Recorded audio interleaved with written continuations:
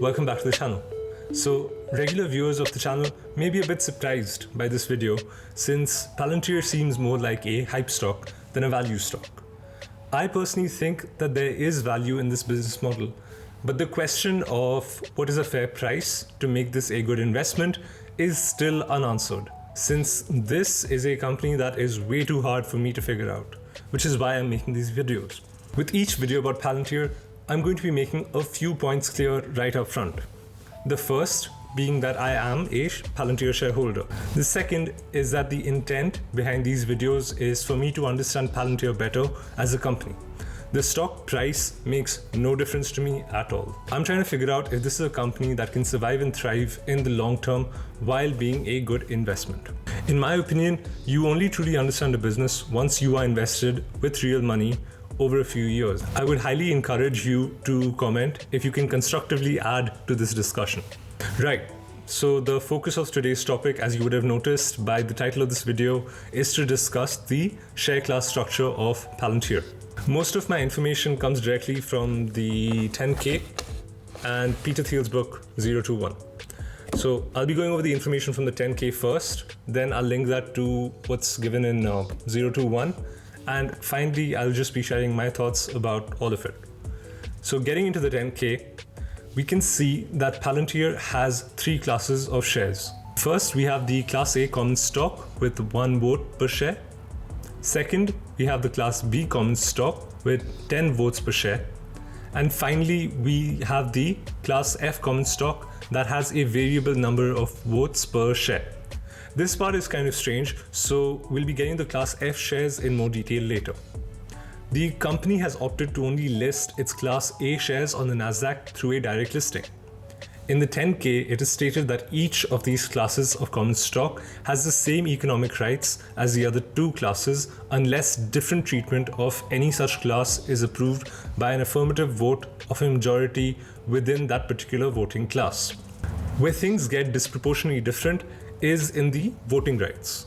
The founders of this company can essentially have control of the company through the founder voting agreement, which is linked to the Class F shares that only the founders control. The founders can increase their control over the company even while altering their ownership by selling or redesignating the Class A or B shares that they control. Also, they've mentioned in the 10K that they can declare another class of shares with its own voting rights to retain more control. In Peter Thiel's book 021, on page 109, he focuses on the topic of ownership, possession, and control, where he gets into the structure that he would keep to have the founders and the investors aligned for the long term. This is how he states the three concepts. Ownership, who legally owns a company's equity. Possession, who actually runs the company on a day-to-day basis.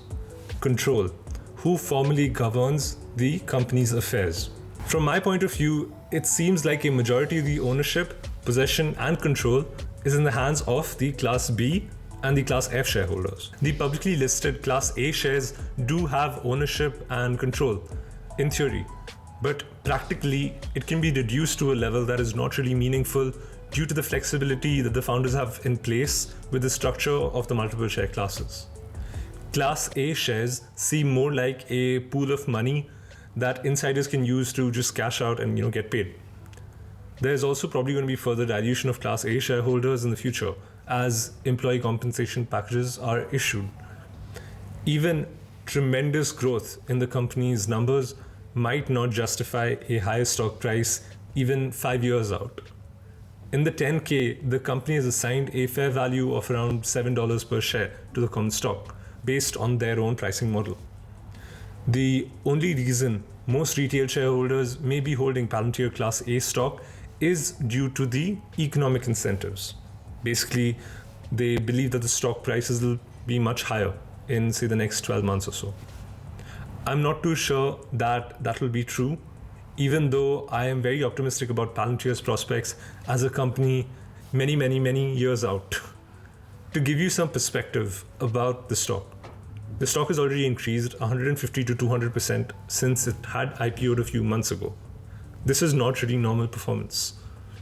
Either way, it's an interesting company to track irrespective of what the stock price is doing. So let me know your thoughts about Palantir and its share class structure. If you are currently a Palantir shareholder, then let me know your reason for being invested in this company. Thanks for watching this video and have a great day.